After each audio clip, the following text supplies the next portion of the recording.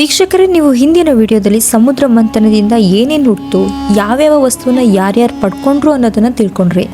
ಸಮುದ್ರ ಮಂಥನದಿಂದ ಕೊನೆಯದಾಗಿ ಹುಟ್ಟಿದ್ದು ಶ್ರೀಹರಿ ಸ್ವರೂಪನಾದಂತಹ ವೈದ್ಯಶಾಸ್ತ್ರ ಪಾರಂಗತನಾದಂತಹ ಧನ್ವಂತರಿ. ನೀರಿನಿಂದ ಉದ್ಭವಿಸುತ್ತಿರುವಂತಹ ಧನ್ವಂತರಿಯ ಕೈಯಲ್ಲಿ ಸುವರ್ಣ ಅಮೃತ ಕಲಶವಿರುತ್ತೆ.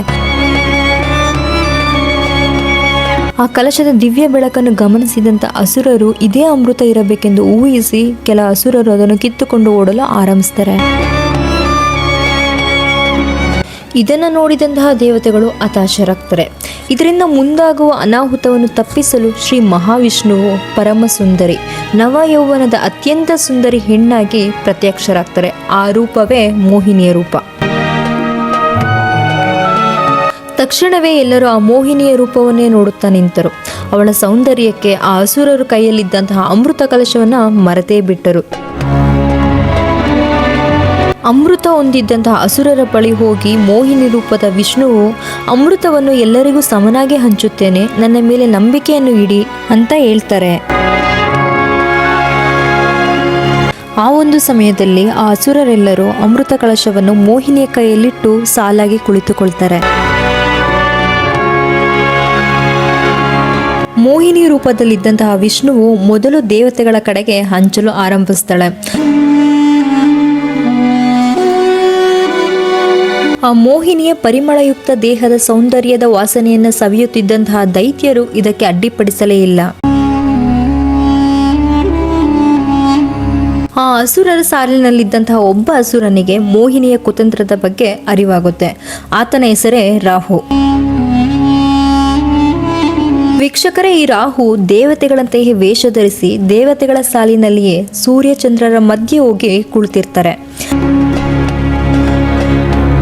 ಸರದಿಯಲ್ಲಿ ಸೂರ್ಯದೇವನು ಮೊದಲು ಅಮೃತವನ್ನು ಕುಡಿದು ಪಕ್ಕದಲ್ಲಿ ಚಂದ್ರದೇವರಿದ್ದಾರ ಅಂತ ಹೇಳಿ ತಿರುಗಿ ನೋಡ್ತಾರೆ. ಆ ಒಂದು ಸಂದರ್ಭದಲ್ಲಿ ಬೇರೊಬ್ಬ ವ್ಯಕ್ತಿ ಬಂದು ಕುಳಿತಿರ್ತಾರೆ.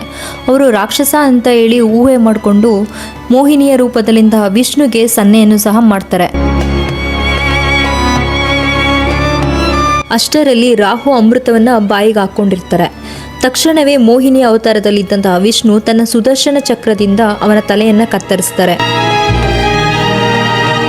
ರಾಹು ಕುಡಿದಂತ ಅಮೃತವು ಇನ್ನು ರಾಹುವಿನ ಹೊಟ್ಟೆಗೆ ಸೇರಿರೋದಿಲ್ಲ, ಗಂಟಲಲ್ಲೇ ಉಳಿದಿರುತ್ತೆ. ಆದರೂ ಸಹ ರುಂಡ ಮುಂಡ ಬೇರ್ಪಟ್ಟ ನಂತರವೂ ಸಹ ಆ ರುಂಡ ಮುಂಡಗಳಿಗೆ ಸಾವಿಲ್ಲದಂತಾಗುತ್ತದೆ.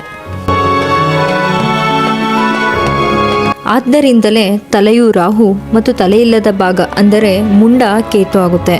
ಆದರೆ ಇದು ಅಸುರರಿಗೆ ಅರಿವೇ ಆಗೋದಿಲ್ಲ. ಏನಕ್ಕೆ ಅಂತ ಹೇಳಿದ್ರೆ ದೇವತೆ ರೂಪದಲ್ಲಿದ್ದಂತಹ ರಾಹು ದೇವತೆಯೇ ಆಗಿರಬಹುದು, ಅಪ್ಪಣೆ ಇಲ್ಲದೆ ಬೇಗ ಅಮೃತ ಸೇವನೆಗೆ ಈ ಒಂದು ಶಿಕ್ಷೆ ಆಯಿತು ಎಂದು ಸುಮ್ಮನಿರ್ತಾರೆ.